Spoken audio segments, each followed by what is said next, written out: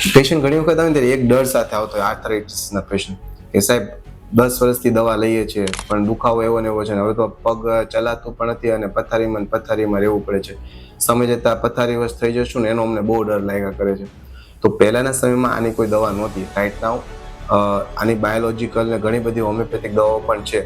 જો પેશન્ટને પ્રોપર સમજીને દવા આપવામાં આવે અને ઉપરાંત મેન્ટલ અને ફિઝિકલ વેલ્થનું પણ જો ધ્યાન રાખવામાં આવે, સવારમાં મેડિટેશન છે, ડેઇલી વોકિંગ છે અને પ્રોપર હોમિયોપેથિક દવાઓ હોમિયોપેથિક ડૉક્ટરના ગાઈડન્સથી કરવામાં આવે તો આ હોમિયોપેથિક દવા દ્વારા તમારી આર્થરાઇટિક વાળું જીવન છે એને નોર્મલ હેલ્ધી જીવન જેમ જીવી શકાય છે. ઉપરાંત રૂટીન એક્ટિવિટીઝ ને બધું જ કરી શકે છે. મારા આર્થરાઇટિસ વાળા પેશન્ટો રાઈટ નાઉ ટ્રેકિંગ પણ કરે છે, પોતાનું ડેઇલી રૂટીન કામ પણ કરે છે, પર્વત પણ ચડે છે અને કોઈ પણ પ્રકારનું રિમિશન એટલે કે ફરી પાછો કોઈ એટેક આવ્યો નથી.